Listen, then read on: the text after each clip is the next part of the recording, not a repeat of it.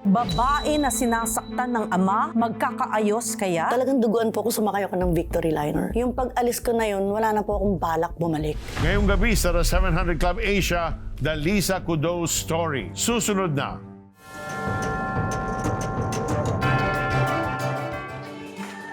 Ang taglay niyang talento sa pag-awit ay nagbukas sa kanya ng oportunidad para makapagtrabaho sa Japan.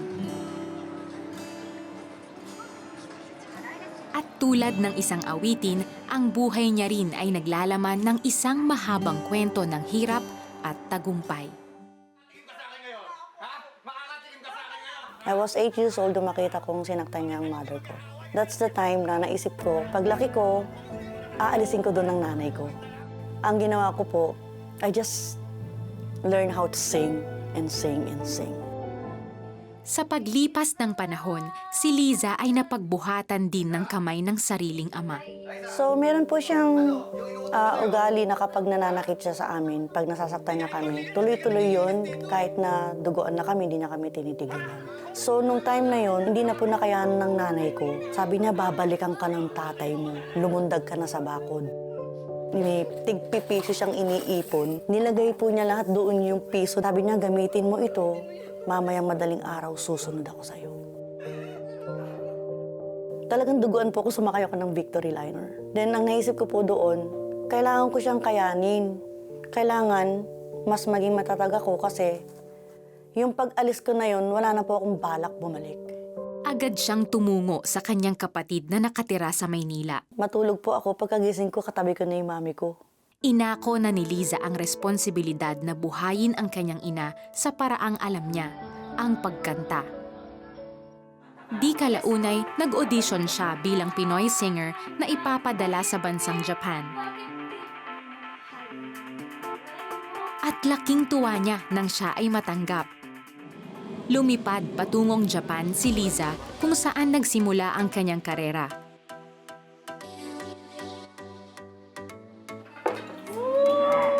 Ngunit naging daan din ito sa mas matindi pang mga karanasan. Doon ko po naranasan yung makipag-usap sa customer at yung damit mo iksi na. Hanggang sa meron po akong nagustuhan na customer namin, nagyayaan po kami na iinuman kami. Doon po yung first time kong uminom na nalasing akong wala na talaga akong alam. Binuhat na pala nila ako papuntang kotse, hindi ko alam. He was touching me, he was kissing me. Akala ko hanggang doon lang, nagkaroon na ng pilitan. Hindi ko alam kung ano yung nangyayari kasi I was 15. Nung isip ko na siya, I was 19, na I was raped. Inilihim niya sa kanyang ina ang karahasang nangyari para hindi na ito mag-alala pa sa kanya. Doon na po ako natutong magrebelde. Hindi po sa mga magulang ko, but sa sarili ko. Natuto na ako mag-smoke, natuto na akong uminom, natuto na rin ako makipag-boyfriend. Hanggang sa dumating ang araw na babago sa kanyang buhay. Yung ate ko, madalas siya magpadala sa akin ng tape na ang laman po nun ay mga testimony po ng mga tao. Narinig ko po yung He Will Carry You. Tapos yung Matthew 11:28. Come to me all of you who are heavily laden and take my yoke, sabi niya, and my yoke is so easy, sabi niya gano'n, and it will give you rest. Doon ko na sabing, pagod ako doon sa ginagawa ko, Lord. Gusto ko yung kapahingahan, yung rest. Doon ako umiiyak. So habang nananalangin yun, sumusunod ako. Naging aktibo siya sa pagbabahagi ng salita ng Diyos sa kanyang mga katrabaho. Subalit, isang bagay ang bumabagabag sa kanyang isip. You cannot serve two masters. Naglalasingan kayo, tapos magba-Bible study kayo. I'm lying. O dahil nagigilty ako sa Lord, everything I'm doing to the Lord, in-stop ko lahat yun. Nakapag-asawa si Liza ng isang Hapon kung saan sila ay nagkaroon ng isang anak. Subalit, You pay me! You pay me! You pay me or I'll kill you! No, you can't do that. I'm your wife. You know, this is just so early. Nag-divorce din po kami kasi di ko na kaya yung ugali ng husband ko. Na mapagbilang siya ng lahat ng ginagastos niya, hindi siya nag-workout. nagtangka siyang magpakamatay, ngunit hindi siya nagtagumpay. Nakaramdam siya ng matinding kalungkutan kaya naman naisipan niyang tawagan ang kanyang pamilya sa Pilipinas. Pagkakausap ko sa kanila, parang naglilipa na silang yung mga pamangkin ko, yung bayaw ko, yung mami ko, nag-aagawan sila sa phone. At ang sinasabi lang nila, "We miss you, tita. We love you. Come home." Papakilala namin sa iyo ang Diyos. That is my first time that I ever heard that. Umuwi siya sa Pilipinas at muling nakatagpo ang Panginoon nang siya ay dumalo sa isang Encounter God retreat. Yun po yung turning point na naranasan ko. God is real, na God is true, na si Lord pala, hindi siya sinungaling, na totoo pala yung sinasabi nilang buhay si Kristo. Doon ko naranasan lahat-lahat yung miracle ng Diyos. The moment na naramdaman ko yung acceptance muli ni Lord, na niyakap niya ako, doon ko naranasan yung hinugot lahat ni Lord, yung hatred, yung loneliness, yung rebellion, yung hurt sa aking buhay. That's the moment I surrender my life. Napatawad niya ang kanyang ama at sinunod ang payo nito na bumalik sa Japan para ipagpatuloy ang paghahanap buhay. At sa pagkakataong ito, nakakilala siya ng mga kapatiran sa pananampalataya at sama-sama silang lumago sa Panginoon. Napangasawa niya rin ang kanyang matalik na kaibigan na isang Hapon at nabiyayaan ng mga anak. Kung dati siya ay isang entertainer, ngayon siya naman ay nagpapagamit sa Panginoon bilang isang Pinoy preacher sa bansang Japan. Yung pong pagmamahal na binibigay sa atin ng Panginoon, wala pong kapanis yun. Now, I found Jesus again in my life. I found my purpose dito sa Japan. Ibinabahagi niya ang salita ng Diyos sa mga kabataang Hapon at maging sa mga kapwa niyang OFW.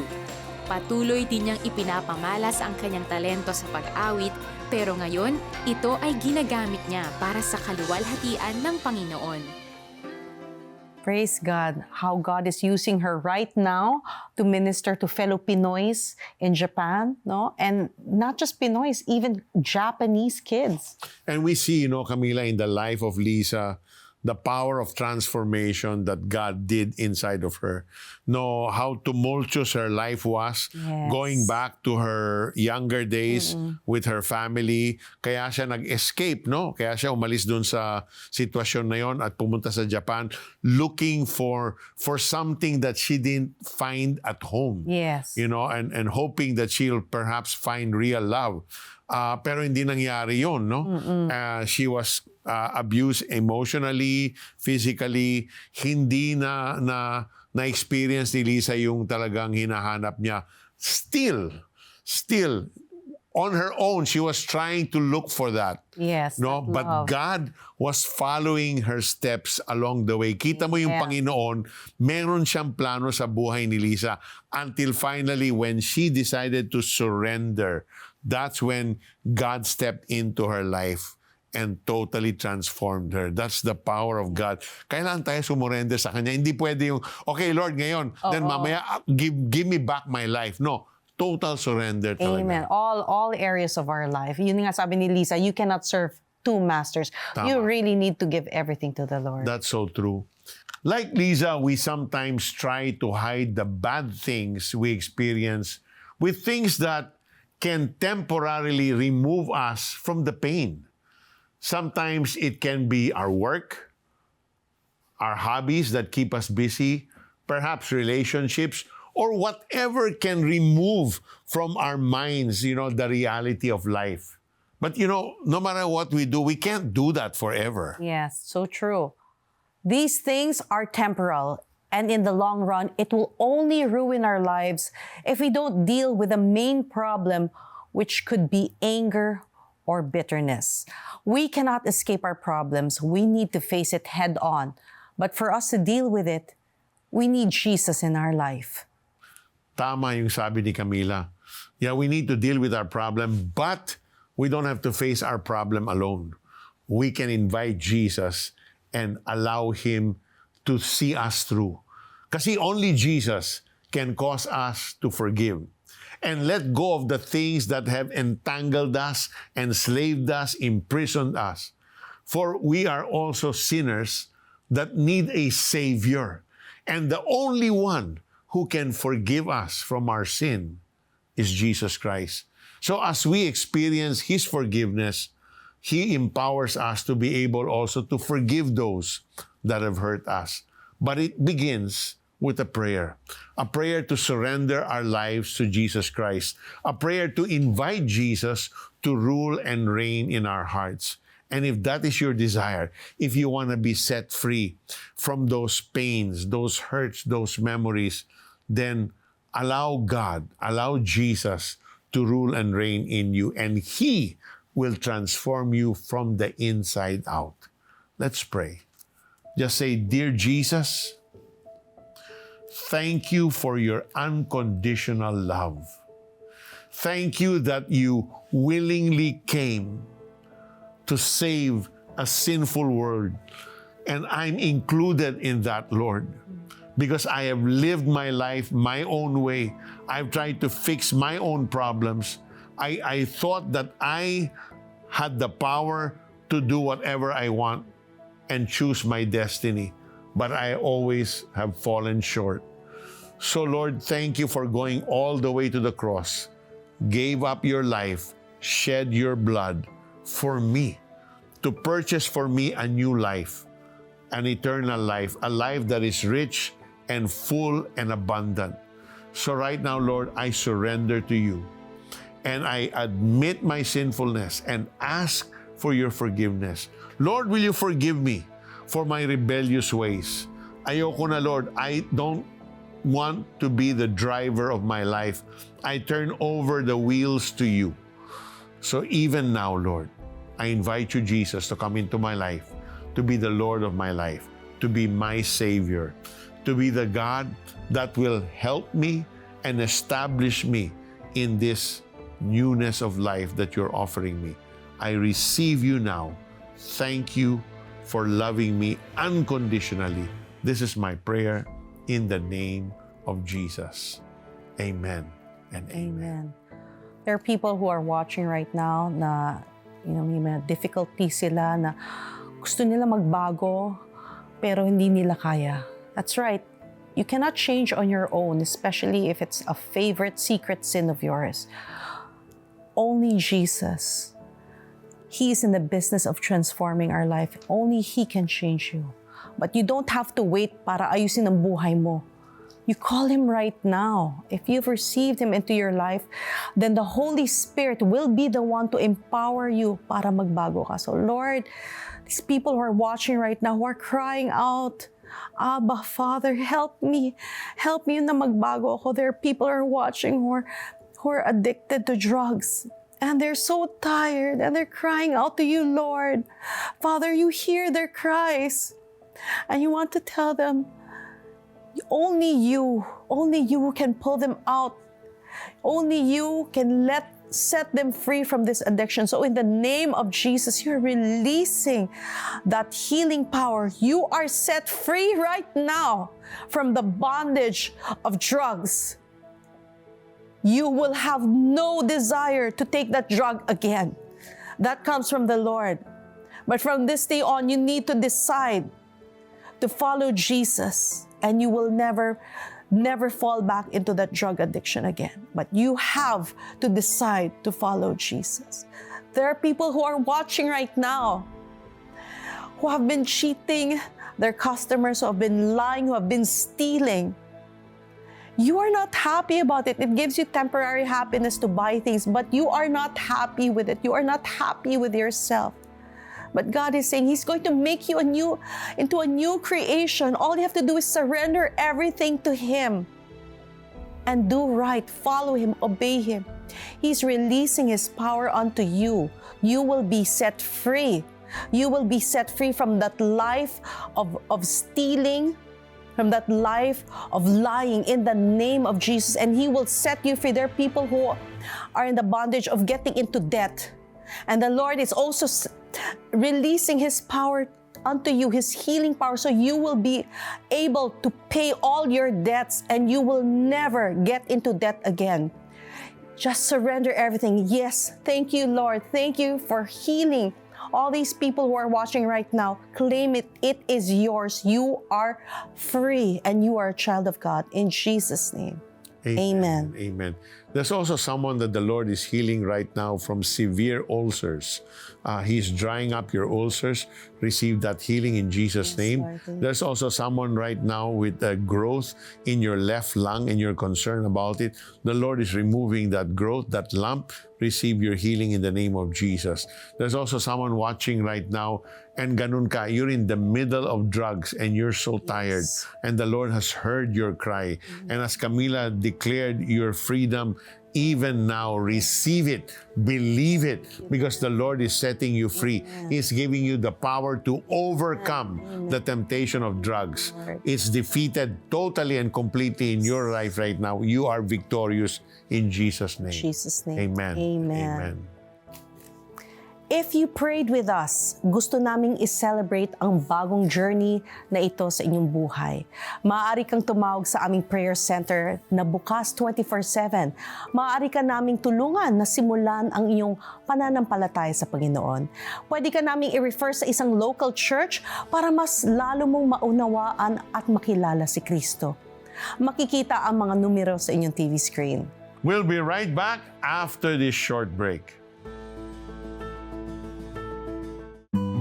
Life's challenges may be overwhelming, but we can triumph over them. Faith is simply this: the God that you see and believe is the God that you get. Learn more from Peter Kairos in his audio teaching, One God, One Hope, One Salvation. Donate any amount to CBN Asia to receive exclusive streaming access. Become a CBN Asia partner today.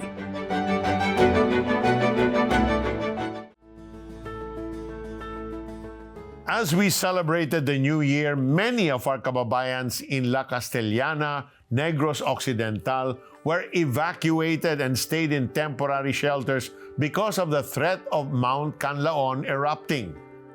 That is why Operation Blessing, enabled by your unwavering support and donations, traveled to this far-flung community to provide relief. We provided folding beds to senior citizens, PWD, and pregnant and lactating mothers, giving them a comfortable bed where they can rest. We also gave 300 Media Noche food bags to those displaced by the volcanic activity. It is only because of your faithful partnership that we can provide this help. Together, we can continue to help those who are in dire need of our support. To donate, just scan the QR code on the screen. God bless you as you give. And if you are looking for more positivity in your life, you can also check out Reverb Worship. Hindi lang magaganda ang mga kanta, makakapagbigay pa ito ng mensaheng magme-minister sa atin. You know, that's right, Camila.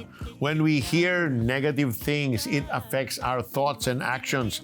Listening to songs that feed our mind and soul with the message of Jesus Christ can greatly uplift us. You can listen to our music on YouTube and Facebook. You can also go to our website, reverbworship.com.ph. Up next, makakasama natin sa set via video call si Liza, who is in Japan. Alamin natin kung ano ang balita sa kanya. Susunod na yan, huwag kayong aalis.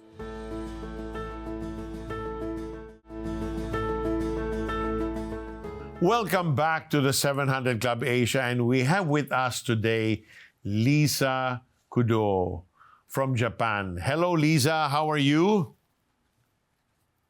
Hello, good day po to everyone. Ayan. Lisa, napanood natin sa kwento mo kanina, after you were sexually abused or raped and your life went spiraling down, you encountered God. Can you describe to us your experience? Okay. After the spiraling down na naranasan ko po after that, actually, nagkaroon pa rin po ako ng masalimuot na experience kasi yung aking pong pagkagalit doon sa nangyari, ay hindi ko kasi siya maintindihan kung bakit nangyari sa akin yun. At hindi rin ako makapagsalita. Hindi ko rin masabi kahit sa mga magulang ko kasi I was afraid na masaktan aking nanay at aking tatay. So, itinago ko siya for a while. Not actually for a while, for a long time. So Liza, no, so You were only 15, no, when you entered that club and you were raped by this Actually, 14 Japanese, po. 14. So you were raped by Yes. this Japanese customer. I'm curious, Lisa, because, diba, for us to live a victorious life, we as Christians need to forgive. Yes. May I ask you, Lisa, was there a point that you were able to release forgiveness to this Japanese customer who raped you when you were only 14? No, I did not forgive him for a while. Actually, nagkaroon po ako ng hatred sa mga lalaki. So, ang ginawa ko po, pinaglaruan ko din sila. Kasi, ang feeling ko, that moment, I was spoiled by guys. Kasi mas marami po yung, hindi lang naman po kasi once, but I have thrice, 4 times na ako po ay nasa sexual abuse inside the club. Mm. So, Yes. nung nakakilala po ako sa Panginoon when I was, I think, that was 2001. Actually, nakakilala na po ako eh. Bumalik nga lang po ako sa dati kasi nga, nagrebelde ako sa daddy ko na pinabalik niya ako dito sa Japan kasi ayoko na pong bumalik. I really wanted to serve God. Kasi yun po yung pangarap ko. I want to serve God. I love the Lord. I love the church. And I love the ministry. Pero dahil po sa mga hiniram ng tatay ko, gusto niya yung pangarap niya matupad at kami yung ginamit niya. Sabi mo for a while you were not able to forgive. But eventually, Yes. were you able to forgive that person who Yes. hurt you? And how was Yes. that? How did it happen? That was 2001. Nung ako po ay sumali doon sa Encounter God Retreat. Doon ko, kasi ililista mo lahat eh, yung soul ties, yung mga taong nakasakit sa'yo. Kasi kailangan magkaroon ng healing of the heart. Yes. Even my dad, even my mom, yung family mo, yung friends, those people na nagsabi sa'yo ng wala kang kwentang tao, ganito lang ang mararating mo, lahat po yun, inisa-isa po yun sa list. At checkan mo yun. And then, you will pray for it na, Lord, I will forgive these people, I will forgive those people. And I did that. I was Wow. actually Praise delivered God. from that. Praise Wow, God. praise God. Praise God. So, you were set free and then nakakilala ka ng isang Japanese at naging mag-boyfriend, girlfriend kayo. Did you think back then na siya na talaga ang magiging forever mo? Kinilig ako. Yes, opo. Kasi I asked the Lord for the sign. Even though, Japanese people is very hard to be convinced na sila po ay maging born again Christian. Pero I asked the Lord for the sign na, sabi ko, Lord, kailan mo ba ako aalisin sa impyernong buhay na to? Kasi that moment po kasi I was into drugs. Mm. Oh, Sobra po ako talagang nalulong. Yes. At yung time na yon, nakilala ko yung husband ko. So nung sabi niya kung kaya mong i-budget, yung kaya kong ibigay sa'yo, you have to go home. Kaya mo bang iwanan yung magarbong buhay mo? Kasi nga po, pag panggabi ang trabaho mo dito sa Japan, marami kang pera. And sabi ko, Lord, yes, I will. Basta alisin mo ako sa impyernong buhay na to. And then he asked me, if you are going to be with me, ayokong magtatrabaho ka sa panggabi. Iiwanan mo lahat yung former work mo, yung job mo. And then we will start from zero. Even po yung mga ginamit kong damit, mga gamit ko sa bahay, bed, lahat po yun, ayaw po niyang dalhin namin yun. Sabi niya, we will start from zero. Gaano katagal yung relasyon mo with your first husband before you got widowed? Ano yung nangyari sa kanya? Itatawa po ako kasi 1 year lang po kami. Oh. 1 year lang. Only a year. What only happened? A year. Oo. Hindi ko po kasi nakayanan. Hindi ko siya kayang pakisamahan. Mm-mm. Maybe because I'm not really in love. Hindi ko So- naman talaga siya mahal. Parang, stepping stone to have my visa. Paano yan? 1 year then namatay na siya? O Hindi po. Nag-divorce kami. Okay. And then later on, he died. Yes. Later on, he died. Okay. Pero may anak po kaming isa, girl. Mm-mm. All right. So after your divorce or separation, kailan mo ulit na-encounter si Lord, si God? Can you describe kung nagtuloy-tuloy ba ito sa until the present na? Hindi ka na nag-backslide? Wala na po. After your first husband died, paano mo nakilala itong second husband mo? And was he a Christian by the time you met him? No, yes, I was a Christian pero backslider po ako noon. I actually renounced Jesus. Kasi nga po, that time na bago ko nakilala yung husband ko ngayon, ano na ako, lubog na po ako sa drugs that time. Actually. So when I met him in a friend, yung time na po na yun, ano na ako, nasa peak na ako, na ayoko na yung buhay ko. Mm-mm. So I actually tried to kill myself. Nagkaroon po ng mga suicidal for 5 times, suicidal. And he is the one who witnessed all of that. Kaya nga po sinabi niya, there's something wrong with you, you go back home. Kaya po napauwi ako, nakaranas po ako ng encounter God at that time. So nung makabalik po ako din, everything is aligned. Inalign ni Lord yung lugar, inalign ni Lord yung church. And then from that moment na inalign ni Lord siya, until now, the Lord is so faithful and so good for me para po gamitin pa niya ako for more and supernatural ministries. Wow, praise God. Lisa, how would you describe your present ministry? How did the Lord use your past pain sa ngayon, sa ministry mo ngayon? Yung una po, ginamit ako ng Panginoon sa counseling. Okay? I counsel people, lalo na po yung mga into drugs, yan, saka po yung mga into sexual immorality and so on. After po those ministry, nakatagpo po ako ng isang family na community church, and that is Light Church po dito sa Tokyo. And we have also satellite churches na po ngayon. At doon po ako ginamit ng Panginoon. At the same time, pinagkatiwalaan po ako doon ng leader namin, a senior pastor po namin si Pastor Marlon 14, na ako po ay gamitin po niya bilang isang worship leader po that time. And then now, nung nakita po niya may potential po ako to speak and also to teach, tinuruan po nila kami. Nagkaroon po kami ng preaching clinic, nakagraduate po ako doon. At the same time, itinayo din po niya ako para po maging speaker po sa Encounter God retreat na inatenan ko po sa Pilipinas. No, Praise God. Lisa, thank you so much for just your willingness to share your story, and you've inspired us. I'm sure our listeners are also so inspired with your testimony. God bless you, and talagang, you know, we want to also pray for you before we let you go. Father, thank you for Lisa. Thank you for her life.